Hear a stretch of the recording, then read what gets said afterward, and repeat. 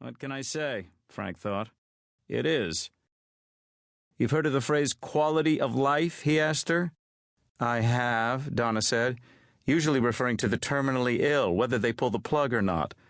This is a quality of life issue, Frank replied. And it is, he thinks this morning, as he enjoys the smell of the roasting coffee beans and puts the water on to boil. Quality of life is about the little things, doing them well, doing them right. He takes a small pan from the rack that hangs over the butcher block and puts it on the stovetop. He lays a thin slice of butter in it, and when the butter just starts to bubble, he breaks an egg in the pan, and while it's frying, he slices an onion bagel in half.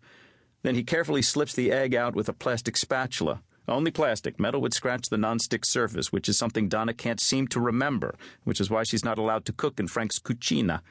Lays it on one of the slices, puts the other over it, and wraps the egg sandwich in a linen napkin to keep it warm. Donna, of course, gives him grief about the daily egg. It's an egg, he tells her, not a hand grenade. You're 62 years old, Frank, she tells him. You have to watch your cholesterol.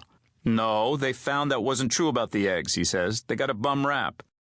His daughter, Jill, harasses him about it, too. She just graduated pre-med at UCSD, so of course she knows everything. He tells her otherwise. You're pre-med, he says.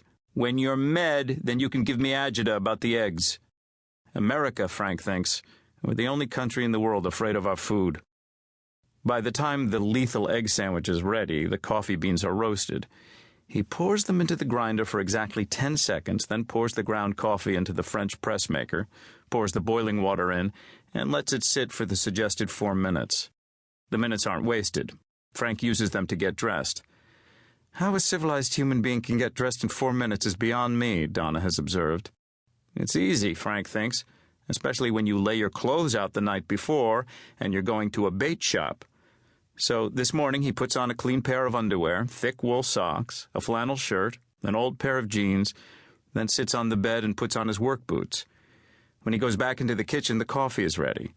He pours it into a metal Go cup and takes his first sip. Frank loves that first taste of coffee, especially when it's freshly roasted, freshly ground, and freshly made. Quality of life. Little things, he thinks, matter. He puts the lid on the Go cup and sets it on the counter as he takes his old hooded sweatshirt from the hook on the wall and puts it on, jams a black wool beanie on his head, and takes his car keys and wallet from their assigned place. Then he takes yesterday's Union Tribune from which he saved the crossword puzzle. He does it late in the morning when the bait business is slow. He picks the coffee back up, grabs the egg sandwich, flicks off the stereo, and he's ready to go. It's winter in San Diego, and cold outside. Okay, relatively cold. It's not Wisconsin or North Dakota. It's not the painful kind of cold where your engine won't turn over and your face feels like it's going to crack and fall off. But any place in the Northern Hemisphere is at least chilly at 4:10 a.m. in January. Especially, Frank thinks, as he gets into his Toyota pickup truck, when you're on the wrong side of 60, and it takes a little while for your blood to warm up in the morning. But Frank loves the early hours. They're his favorite time of the day. This is the quiet time, the only part of his busy day that's actually tranquil, and he loves to watch the sun come up over the hills east of the city and see the sky over the ocean turn pink as the water changes from black to gray. But that won't be for a little while. It's still black out now. He turns to a local AM station to get the weather report. Rain and more rain. A big front moving in from the North Pacific. He pays half attention as the announcer gives the local news. It's the usual. 4 more houses in Oceanside have slid down a slope in the mud. The city auditors can't decide if the city is on the verge of bankruptcy or not, and housing prices have risen again. Then there's the city council scandal.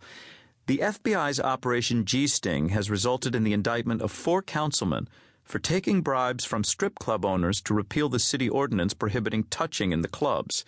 A couple of vice cops have been paid off for looking the other way. Yeah, it's news and it's not news, Frank thinks. Because San Diego is a port town for the Navy, the sex trade has always been a big part of the economy. Bribing a councilman so that a sailor can get a lap dance is practically a civic duty. But if the FBI wants to waste its time on strippers, it's nothing to Frank. He hasn't been in a strip club in, 20 years? Frank switches back to the classical station, opens the linen napkin on his lap, and eats his egg sandwich while he drives down to Ocean Beach. He likes that little bite of the onion in the bagel against